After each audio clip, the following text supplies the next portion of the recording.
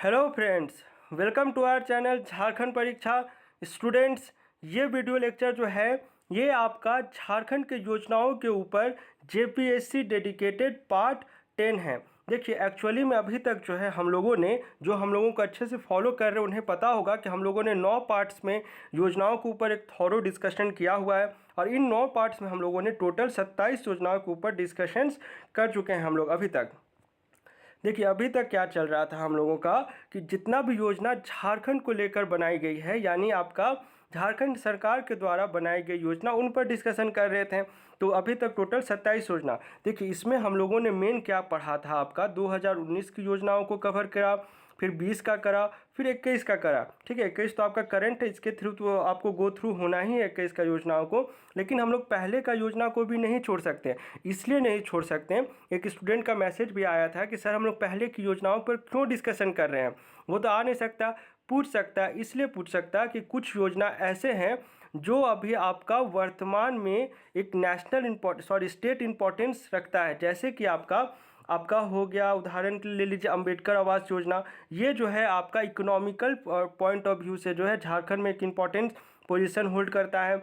दूसरा हो गया आपका मुख्यमंत्री सुकन्या योजना या कन्यादान योजना कह लीजिए। ये दो योजनाएं जो है एक सोशल इम्पैक्ट रखता है अपना झारखंड का सोशल डेवलपमेंट में। ठीक है, तो इसलिए हम लोग ये दो योजनाओं को भी छोड़ नहीं सकते। पढ़ना तो है, ये 19-17 का योजना हुआ ना, तो इसलिए हम लोग इन दोनों को भी नहीं छोड़े हैं और जितना भी इम्पोर्टेंट हो सकता था सभी को मैंने सम अप किया है।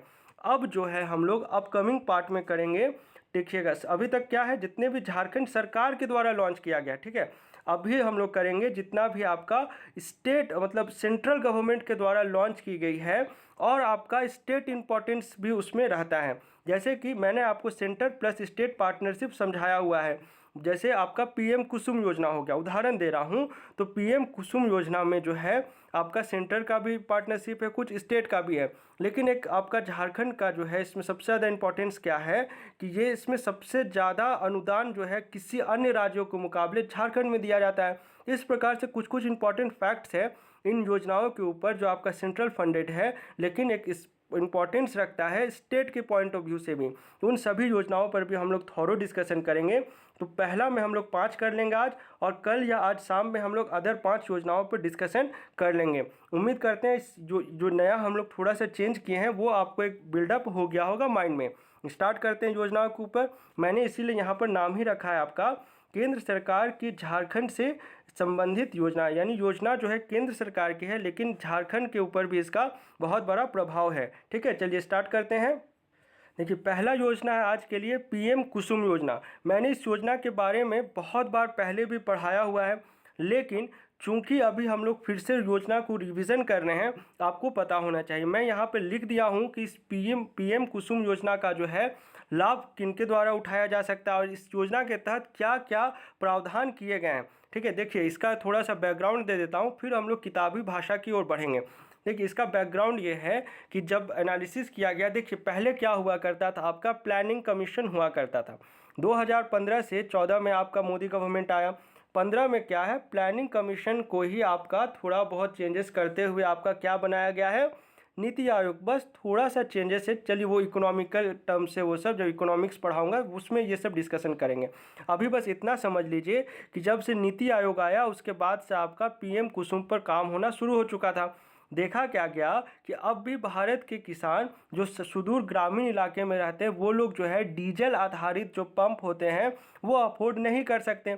तो उसका क्या, एक तरह से हम लोग कह लें कि उसका क्या विकल्प हो सकता है, सब्स्टिट्यूट कह लीजिए। तो ये देखा गया कि अगर हम लोग उनको रिन्यूएबल एनर्जी या फिर आपका अक्षय ऊर्जा के सोर्सेज से जोड़ सके तो ये एक अच्छा विकल्प हो सकता है। तो इसी उद्देश्य के साथ जो है आपका पीएम कुसुम योजना की शुरुआत की गई। ठीक है, अब इसमें जो है कुछ कुछ देखिए ये ना स्टेट वेरी करता है, तो सारा स्टेट वाइज नहीं जाइए, सिर्फ झारखंड में क्या इसका इंपॉर्टेंस है ये मैं आपको बता दे रहा हूँ। ठीक है, झारखंड में एक चीज़ आपको सबसे अच्छा एकदम थॉरो होना चाहिए कि झारखंड इकलौता ऐसा राज्य है पूरे देश में जो आपका पीएम कुसुम योजना के तहत जो है आपका 65 से 67% तक अनुदान देता है और स्टेट का शेयर कितना है, सिर्फ 30%। ये बहुत बड़ा अनुदान होता है।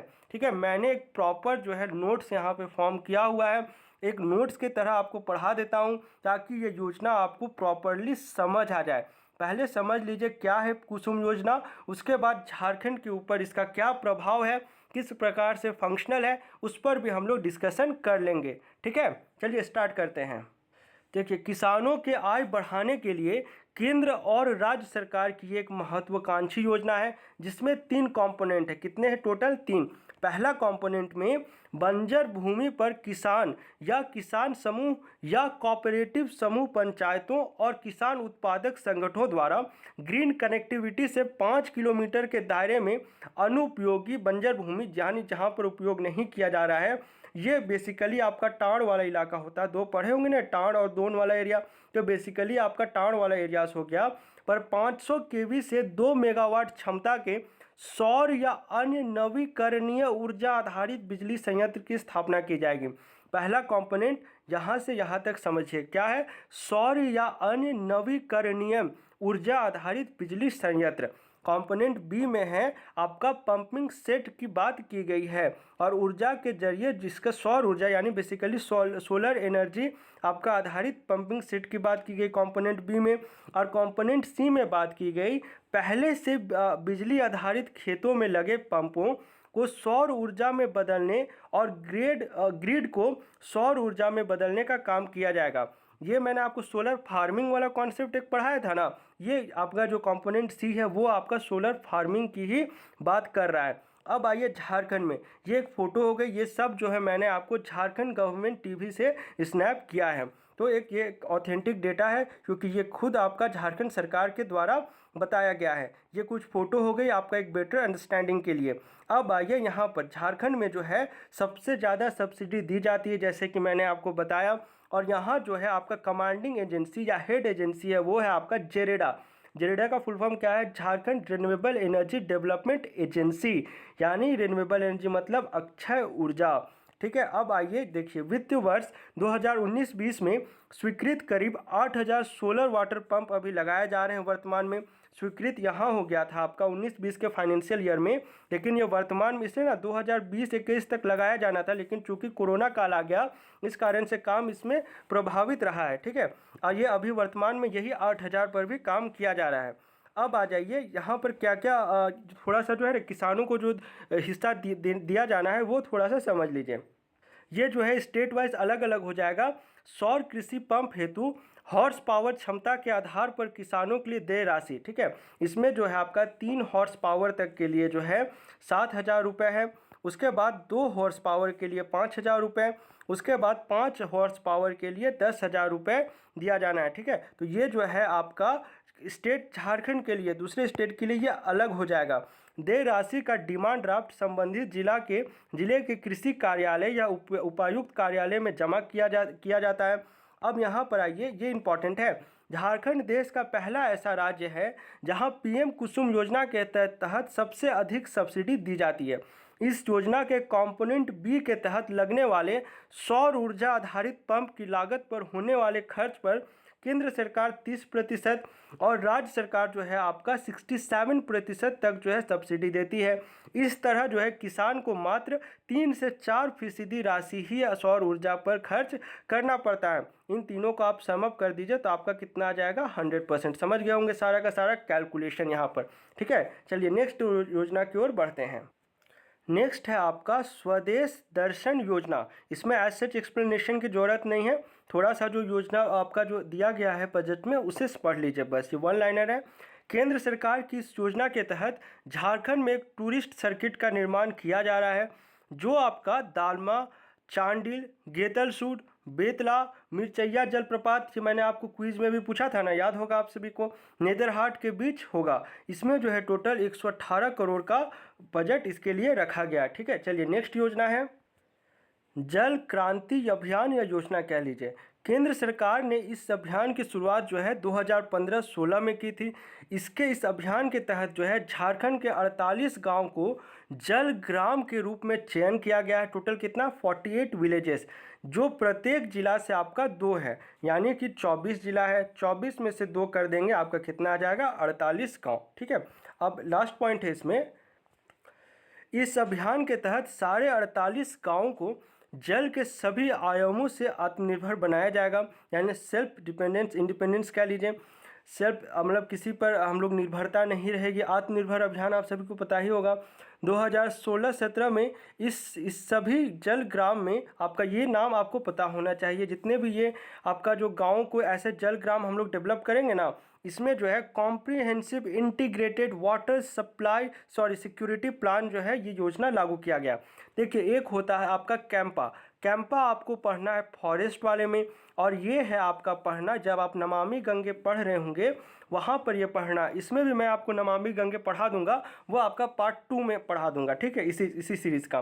Comprehensive integrated water security plan, ये इंपॉर्टेंट है। जिस प्रकार कैंपा इंपॉर्टेंट है उसी प्रकार से ये इंपॉर्टेंट है। कौन है? CIWSP, ठीक है। चलिए अब नेक्स्ट योजना की ओर बढ़ते हैं। नेक्स्ट है आपका आयुष्मान भारत योजना। बहुत इंपॉर्टेंट योजना है और आप सभी को पता होगा कि इस योजना की शुरुआत जो है वो आपका 23 सितंबर 2018 को रांची से की गई है, और 25 सितंबर को जो है ये पूरे भारत देश में इसे लागू कर दिया गया था।